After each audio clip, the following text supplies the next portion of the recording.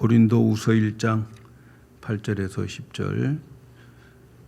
형제들아, 우리가 아시아에서 당한 환난을 너희가 알지 못하기를 원치 아니하노니 힘에 지나도록 심한 고생을 받아 살 소망까지 끊어지고 우리 마음에 사형 선고를 받은 줄 알았으니 이는 우리로 자기를 의뢰하지 말고 오직 죽은 자를 다시 살리는 하나님만 의뢰하게 하심이라.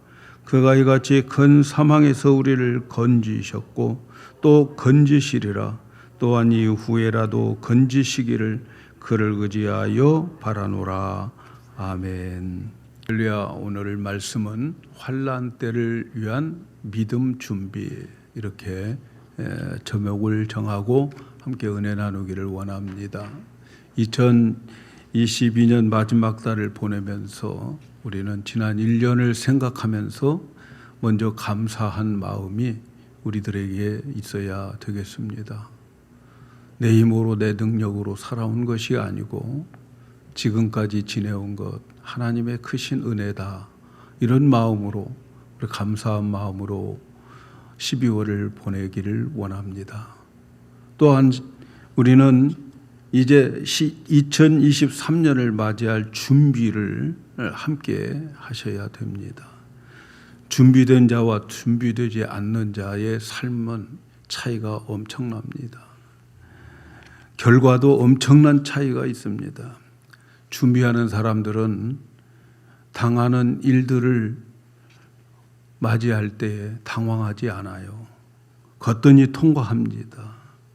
그래서 준비한 사람들은 패배하지 않아요. 그러나 준비하지 않고 어려운 일을 당하고 당할 일을 당할 때에는 그 사람은 좌절하고 주저앉고 패배할 수밖에 없어요. 불행한 인생을 살 수밖에 없어요. 우리 하나님도 보면 준비하시는 하나님이에요. 그래서 하나님의 별명이 있잖아요. 여호와 이레. 하나님은 준비하시는 하나님이에요. 우리를 위해서 항상 준비하죠. 우리를 위해서 창세 전에 준비해 놓으셨어요. 우리 하나님은 준비하는 하나님입니다. 우리에게 오는 모든 시험과 환난, 여러분, 준비하는 자들에게 그것은 큰 어려움이 아니에요. 여호와 이레 하나님이시기 때문입니다. 우리에게 오는 여러 가지 환난, 어려움, 여호와 이레 하나님이 다 준비해 놓으셨어요. 그래서 그 속에 하나님의 사랑과 하나님의 뜻이 반드시 있습니다. 지금은 이해하지 못하지만, 지금은 이해할 수 없겠지만, 그러나 그 속에는 준비된 하나님의 뜻과 목적이, 그리고 사랑이 있다는 것을 기억해야 돼요. 지난주에 말씀드린 대로 2023년 우리에게 코로나19의 후폭풍이 불 것이다, 이렇게 모든 정치, 경제, 사회학자들이 말하고 있습니다.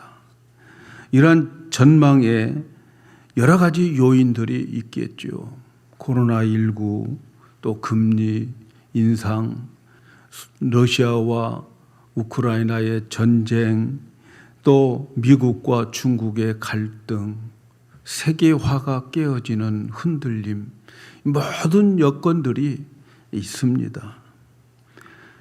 이러한 어려운 시대가 이제 오게 될 것인데, 그 중에서 가장 우리의 피부에 닿는 것은 경제적인 심각한 그러한 문제가 생긴다는 거죠.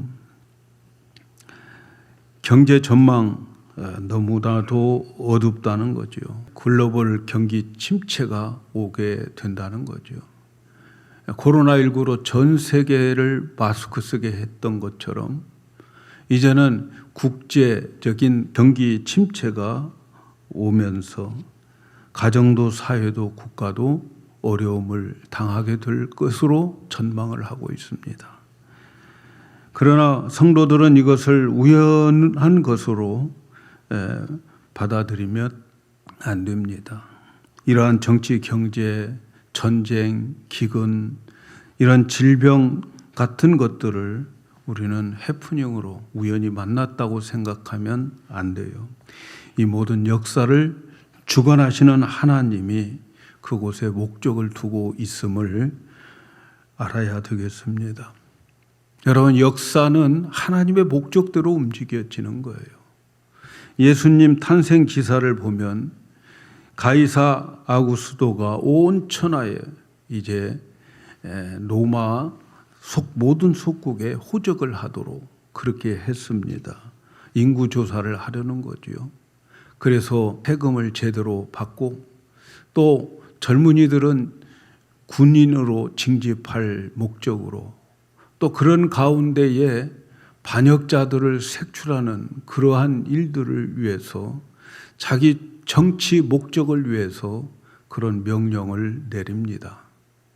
백성들은 그 명령을 따릅니다. 안 따르면 처벌을 받고 그 정치에 순종하지 않으면 벌금을 물거나 징계를 받기 때문에 모든 사람들이 두려워서 호적을 하러 가고 있는 거죠. 바로 이때 요셉이라고 하는 청년이 정환한 마리아와 함께 나사렛 동네에서 자기 고향인 베들레헴으로 호적을 하러 가는데 그 호적을 하러 가고 베들레헴에 도착했을 때에 때가 되어서 아기 예수를 탄생하게 만든 거죠. 겉으로 보면 왕은 자기 정치를 하고 백성들은 그 통치를 따르는 것 같지만 그러나 하나님은 이 역사의 흐름 속에서 하나님의 계획과 뜻을 이루고 있음을 볼 수 있습니다. 그래서 하나님의 초림이 그 역사의 흐름 속에서 이루어지는 거예요. 지금도 이 역사의 흐름 속에서 하나님이 일하시고 계시는데 이 역사의 흐름 속에서 하나님은 재림을 향해서 가고 그리고 재림을 우리들에게 기다리게 만드는 거죠. 각 나라는 자기 정치를 하고 있지만 하나님의 이 모든 역사는 성경대로 하나님의 계획대로 하나님의 뜻을 이루기 위해서 진행하고 있음을 우리는 알 수 있습니다. 분명한 것은 성경은 우리 주님이 재림이 가까우면 가까울수록 환난이 올 것이다 이렇게 말씀합니다. 특별히 믿는 자들에게 환난이 오는 것을 기정사실로 예수님은 말씀해 놨어요. 믿는 자들 믿음 지키기 쉽지 않다는 거죠. 그래서 마태복음 24장 9절에 보니까 그때의 사람들이 너희를 환난에 넘겨주겠으며 너희를 죽이리니 너희가 내 이름을 위하여 모든 민족에게 미움을 받을 것이다. 여러분, 그리스도인들의 미래의 삶은 장밋빛이 아니에요. 우리가 살아가야 할 미래는 환난이 반드시 온다는 거죠. 이러한 성도들에게 환난이 반드시 오게 된다면 이 환난을 이길 수 있는 준비를 해야 되는데 그 준비가 믿음이라는 거죠. 믿음. 이 믿음을 환난이 오기 전에 준비해 놓아야 되는 거예요. 그래서 똑같은 환난을 당해도 환난 속에서 성도들은 다니엘이 예언한 것처럼 환난 가운데에서 강하여지고 용맹을 바라는 자들이 되어야 되는 거예요. 하나님은 우리에게 환난과 고통을 주실 때에는 분명한 뜻이 있습니다. 그 뜻 중에서 가장 귀한 것은 우리에게 믿음을 키워주시기 위한 거예요. 진정한 믿음만 있다면 그 믿음으로 세상을 이기는 거죠. 우리는 세상을 이기는 믿음을 가져야 돼요. 다니엘과 그 세 친구들은 세상을 이기는 믿음, 세상이 감당하지 못한 믿음을 소유했어요. 그들에게는 어려움 오는 것, 그들에게는 문제가 아니었어요. 사자굴 속에 들어가는 것, 풀못불 속에 들어가는 것, 그들에게는 문제가 아니었어요. 왜냐하면 그들은 세상이 감당할 수 없는 믿음을 가졌기 때문에 그렇습니다. 그래서 여러분, 하나님께서 우리에게 주시는 복 중에 가장 큰 복은 믿음의 복입니다. 하나님이 주시는 선물 중에 가장 큰 선물이 뭘까요, 여러분? 이 세상에서 많은 물질을 소유하는 것일까요? 이 세상에서 건강하게 살아가는 것일까요? 여러분, 하나님 우리에게 주시는 최고의 복은 믿음의 선물이죠. 성도들에게 믿음이 없다는 것은 가장 큰 문제예요. 믿음이 없는 성도, 믿음이 없는 교회, 믿음이 없는 목사. 여러분, 이 세상에서 가장 큰 문제는 믿음이 없는 거예요. 믿음이 없는 것. 우리들에게 이러한 종류의 큰 믿음들이 있어야 되는 거예요. 믿음이 있어야 돼요. 병원에 갔더니 말이죠. 당신은 암말기야. 엄청난 충격이잖아요. 엄청나게 슬픈 소식이잖아요. 당신 사업은 이제 부도났어. 엄청난 비극이잖아요. 절망일 것입니다. 그러나 여러분, 이런 절망들은 이 세상 끝나면 끝나는 거예요. 그러나 성도가 나는 믿음 없어요. 믿어지지 않아요. 여러분, 이것은 엄청나게 위험한 거예요. 그것은 그 사람의 그 믿음이 믿어지지 않고 믿음이 없다고 하는 것은 첫째로 이 세상에서 축복을 받을 수가 없어요. 예수님은 우리에게 내 믿음대로 될지어다 이렇게 말씀하셨어요. 여러분, 사실 우리의 기도는 이미 응답받은 거예요. 네 믿음대로 될지어다. 그런데 내가 믿음이 없어서 그 응답을 내 것으로 못 만든 거예요. 나 믿음이 없어요. 여러분, 응답받을 수가 없는 거죠. 이미 응답은 다 주어졌어요. 하나님께서 여러분의 구하는 것 다 응답해 주셨어요. 그리고 선언하시는 거예요. 내 믿음대로 될 거야. 네가 믿으면 그거 응답되는 거야. 근데 아직도 너 못 믿으니까 그것이 네 것이 못 되고 있는 거야. 여러분, 믿음이 없다고 하는 것은 이 세상의 축복을 받을 수가 없는 거죠. 응답이 없는 것이 아니라 믿음의 문제인 거지요. 근데 믿음이 없으면 기도 하나만 해요, 여러분. 믿음 없이 기도해봤자 응답이 안 와요. 믿음부터 키워놓고 기도하셔야 되는 거 아니겠어요, 여러분? 그런데 이 믿음이 없는 문제는 이 땅에서만 문제가 되는 것이 아니고 미래가 보장이 안 돼요. 내 영원한 내세가 보장이 되지 않는 거예요. 천국 못 가요. 천국 못 갑니다. 믿음이 없으면 하나님 앞에 의롭다함을 받지도 못해요. 나 믿음이 없어. 여러분, 겸손한 말 같지만 진짜 믿음이 없다면 위험한 거예요. 내세가 보장되지 않아요. 그건 겸손이 아니에요. 믿음이 있는 것이 겸손입니다. 내가 할 수 없어서 하나님을 믿는 것, 그건요, 교만이 아닙니다. 그것이 믿음이죠. 오히려 내가 할 수 없어서 하나님을 믿어야 되는 거예요. 그게 겸손인 거죠. 예수님은 인간들에게 놀라는 일들이 별로 없어요. 인간들 대할 때 뭔 놀라운 일이 있겠어요. 그런데 예수님은 인간들에게 놀라는 일들이 있었는데 그것은 믿음이었어요. 믿음 있는 것을 보고 기뻐하셨어요. 사람들에게 무슨 기쁨을 얻겠어요. 그런데 예수님은 기쁨을 얻는 것은 믿음이었어요. 우리가 마태복음 8장에 보면 백부장이 자기 하인이 중풍병에 걸려가지고 예수님께 와서 고쳐달라고 하십니다.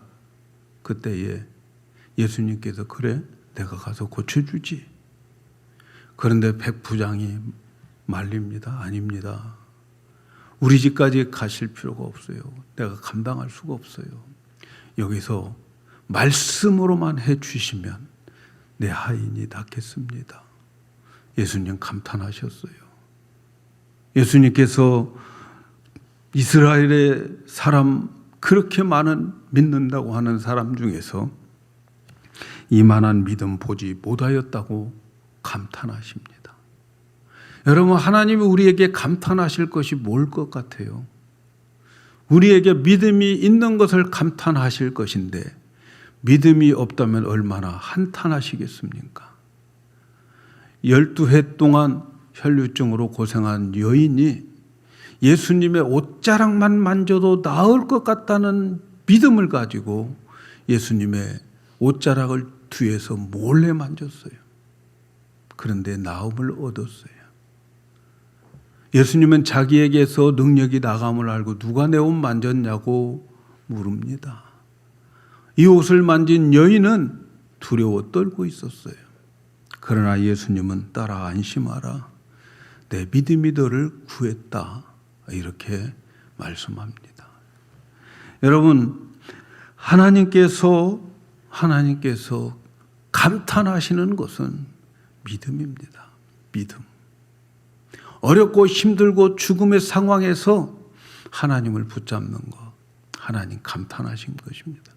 그런데 이러한 믿음들은 모두가 다 어려움에서, 어려운 일들, 어려운 사건, 어려운 환경 속에서 이러한 믿음이 발휘됐다는 것을 우리는 알아야 되겠습니다. 하나님 우리에게 믿음을 주셔서 믿음으로 살게 하십니다. 여러분, 아무리 봉사를 많이 하고 열심히 일을 해도 많은 물질을 하나님께 드려도 믿음 없이 드리는 것은 하나님 기쁘게 할 수가 없어요. 그래서 히브리서 11장 6절에 믿음이 없이는 하나님을 기쁘게 할 수 없다. 그렇게 말씀하는 거예요. 여러분이 몸을 불살라서 교회를 위해서, 주님을 위해서 그렇게 봉사하고 충성하지만 믿음이 없는 봉사, 믿음이 없는 충성, 믿음이 없는 일은 하나님 기뻐하지 않습니다. 사랑하는 여러분, 다가오는 23년에는 우리에게 어떤 어려움이 온다 할지라도 우리는 믿음을 준비해서 믿음으로 승리해야 될 줄로 믿습니다. 환난이 왔을 때 믿음으로 이기지 못하면 그동안 믿었던 그 믿음은 가짜입니다, 여러분.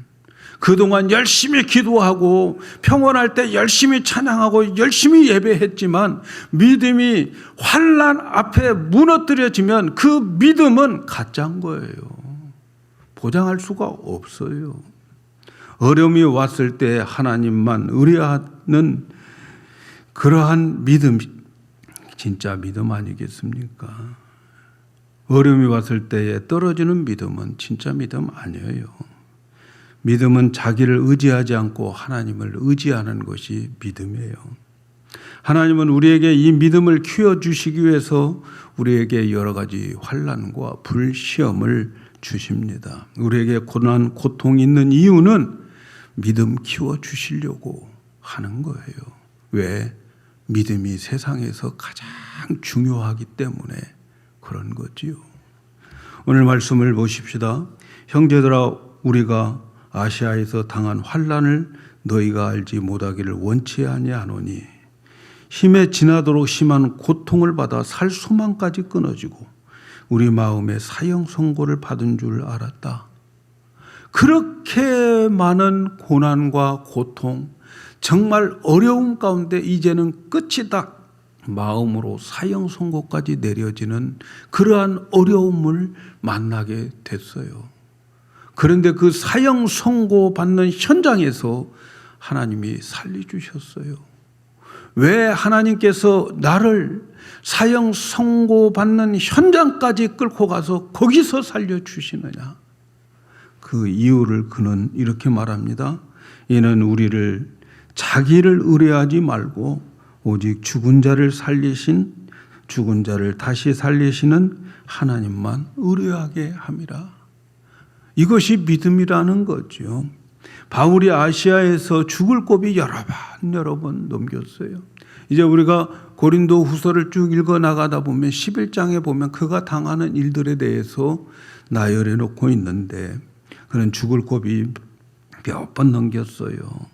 수고도 넘치게 하고 매도 수없이 맞고 옥에도 갇히고 배에서 파손되어서 그 캄캄한 배에서 이제는 죽었구나 이렇게 생각할 때가 있었다는 거죠. 이대로 죽는구나. 그런데 그렇게 죽는구나라고 생각할 때에 자기 마음에 사형 선고를 내릴 정도로 그는 죽음을 방불하는 그러한 어려움을 당했습니다. 그런데 그 죽음의 현장, 사형의 현장에서 살아났습니다. 왜? 하나님은 어차피 나를 살리려면 그냥 이런 고통 받지 않게 하고 그냥 평탄하게 가게 하실 것인데 왜 나를 이 사형 현장까지 데리고 와서 여기서 살려주는가? 많은 생각을 했겠죠. 그리고 그는 결론을 얻은 거죠. 고난과 환난 속에서 죽음의 자리에서 어떤 지혜와 노력으로 내가 살려고 했던 거 다 부질없고 그때는 이제 다 내려놓고 죽은 자를 살리신 하나님만 의뢰하게 해서 그 하나님만 의뢰했더니 그 하나님이 기적같이 그 사형 선고의 현장에서 살려주셨다라는 거죠. 그러면서 그가 깨달은 게 뭐예요? 그가 깨달은 게 죽은 자를 살리시는 하나님만 의뢰하는 믿음, 이 믿음 주시려고 나를 죽음의 현장으로 끌고 갔다는 거예요.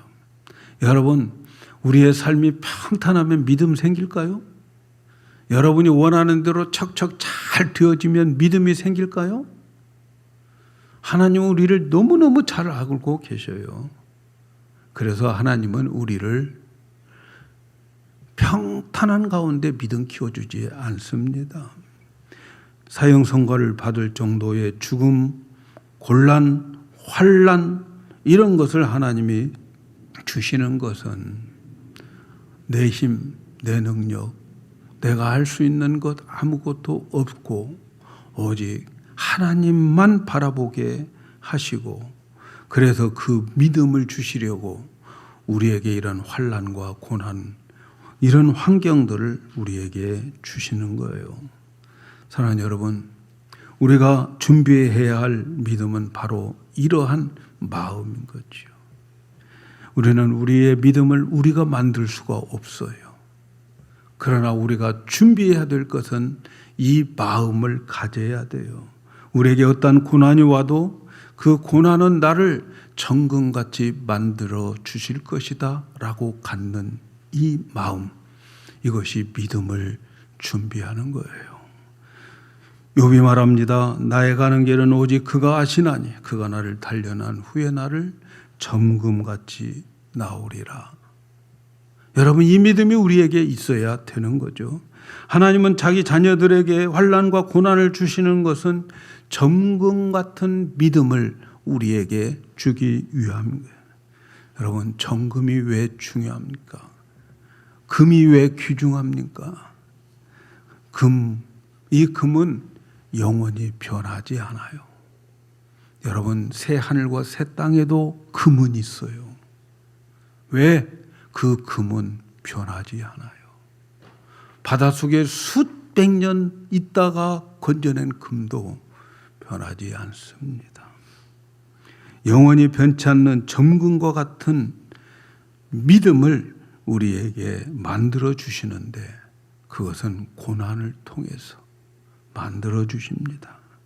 그래서 고난을 만났을 때에 나는 하나님이 정금과 같이 만들 거야. 그 마음, 그 생각, 이것이 환난을 준비하는 믿음의 마음인 거죠.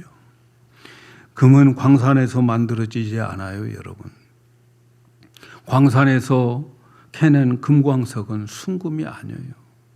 그걸 가져다가 뜨거운 용광로 속에 돌들이 녹아버리는 그 뜨거운 불을 통과하고 거기에 모든 찌꺼기들이 다 타버리고 불도 태울 수 없는 금을 만드는 거예요. 금은 불도 태울 수가 없어요. 불도 태울 수 없는 금이 우리의 믿음입니다. 하나님은 그러한 믿음을 우리에게 만들어 주시기를 원하고 계십니다. 여러분, 그래서 금이 귀한 거예요. 반짝인다고 귀한 게 아니고 색깔이 노랗다고 귀한 게 아닙니다. 그 금은 절대로 변하지 않습니다. 영원히 변하지 않습니다. 금은 우리의 믿음을 금으로 표현합니다. 그래서 베드로는 너희 믿음의 시련이 불로 연단하여 없어질 금보다 더 귀하여서 그리스도에 나타나는 날에 존귀와 영광과 그리고 칭찬을 받을 것이다. 여러분, 주님이 오셨을 때 우리를 칭찬하시는 그 칭찬은 나의 믿음이 정금과 같아서 주님이 존귀하게 그리고 영광스럽게 대해줄 믿음을 보시기 위해서 오시는 거죠. 하나님은 믿는 자들에게 믿음의 시련을 통해서 만들어 주신 믿음을 금보다도 더 귀하다 이렇게 말씀합니다. 금은 여러분 불에 태울 수가 없어요. 불의 금을 이길 수가 없어요. 여러분, 이것이 우리의 믿음이라는 거예요. 하나님을 의지하는 믿음은 세상의 어떤 환난에도 변질될 수가 없어요. 환난이 왔을 때 변질되는 믿음은 가짜인 거예요, 여러분. 평소 때 기도하다가 환난 오면 기도하지 않아요? 기도가 싫어져요? 가짜 믿음이었어요, 그동안. 진짜 믿음 아닌 거죠. 평온할 때 예배하다가 좀 어렵고 힘들고 그러면 예배가 싫어져요? 그동안 믿었던 거 가짜인 거예요. 그렇지 않습니까, 여러분? 진짜 믿음은 불을 이깁니다. 불이 태우지 못합니다. 왜냐하면 믿음은 정금보다도 귀하기 때문에 세상의 어떤 것도 그 믿음을 변질시킬 수가 없어요. 그래서 그 변질되지 않는 믿음을 가지고 금과 같은 정금과 같은 믿음을 영원토록 가지도록 하기 위해서 주는 것이 환난이고 고통이고 연단이라는 사실을 기억하셔야 됩니다. 사랑하는 여러분, 하나님 우리에게 시련과 환난과 불시험을 주신 이유는 정금보다도 더 가치 있고 귀한 믿음을 주기 위한 것임을 여러분 마음속 깊이 믿으시기를 바랍니다. 그 믿음을 가진 자들은 우리 주님이 오셔서 칭찬과 영광과 존귀를 얻을 수 있도록 해 주실 겁니다. 사랑하는 여러분, 믿음은 정말 우리가 만드는 것 아니에요. 내가 노력해서 믿음 만들어지는 거 아닙니다. 믿음은 하나님이 만들어 주시는 거예요. 고난과 연단의 불을 우리에게 주셔서 만들어 주시는 것이 이게 믿음입니다. 그러나 우리가 준비해야 할 것은 우리의 마음의 자세와 생각의 자세입니다. 나에게 어떠한 어려운 일들이 새해 우리에게 온다 할지라도 그 환난을 우리는 겁내지 말자는 거예요. 왜? 그 환난 통해서 나를 정금 같은 믿음으로 만들어 가실 하나님의 마음을 알자는 거예요.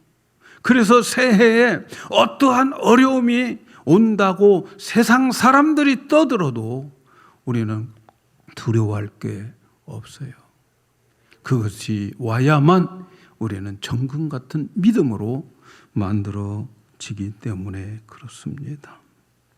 만일 우리에게 불시험이 올 때에 변질되면 나의 그동안 믿음 가짜입니다.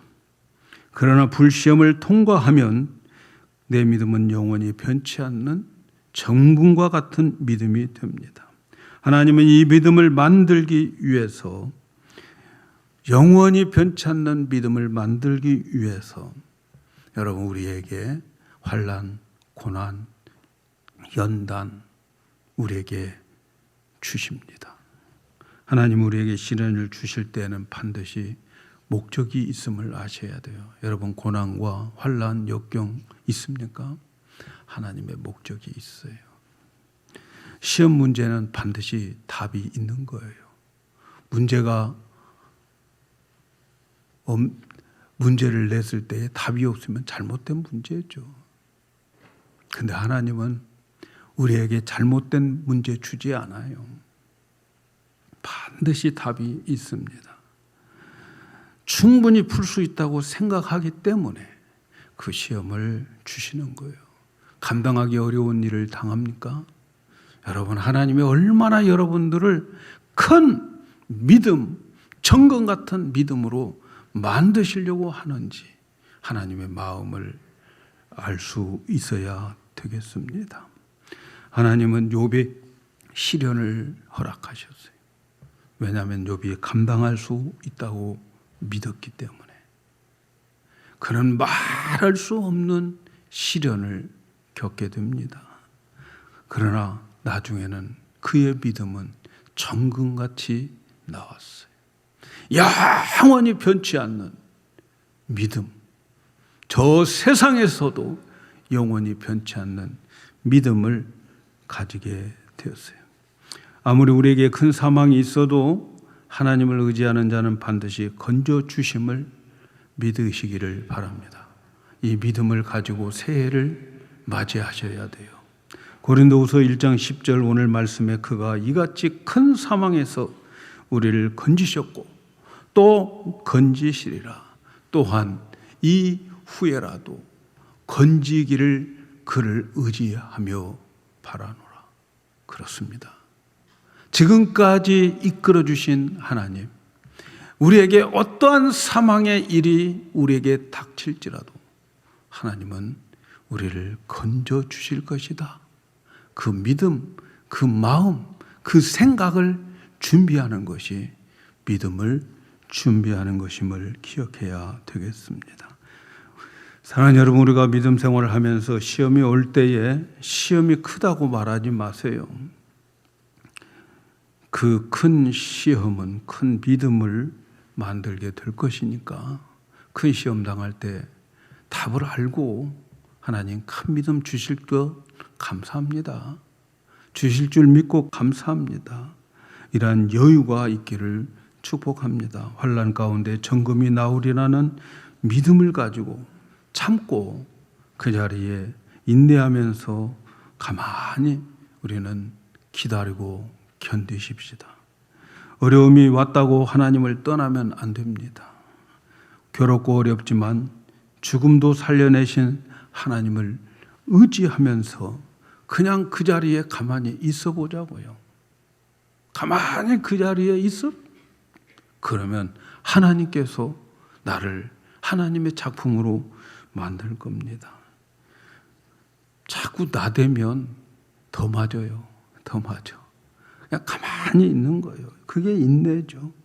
연단을 그래서 우리가 함께 받으십시다. 죽은 자를 살리신 하나님을 의뢰하면서 우리 모두가 함께 연단을 받아야 합니다. 광야를 함께 걸어가야 돼요. 광야는 감상하는 곳이 아닙니다. 광야는 체험하는 곳입니다. 우리가 함께 고난의 그 광야를 함께 피하지 말고 걸어갈 준비를 하는 마음, 이것이 믿음을 준비하는 마음입니다. 당황하지 말고 거뜬히 지날 수 있는 생각과 마음, 이 고난을 통해서 하나님은 나에게 점금 같은 믿음으로 만들어 주실 것이다. 우리는 한 사람도 나고자 없이 이 불같은 시험을 이겨내야 될 줄로 믿습니다. 오늘 우리는 내 인생을 앞으로 어떤 어려움과 그리고 환난이 온다 할지라도 나는 그 자리를 인내하고 연단을 받아서 정금과 같은 믿음의 성도들이 되어서 우리 주님 오실 때 칭찬과 영광과 존귀를 받는 우리 성도들 되기를 예수님의 이름으로 축복합니다.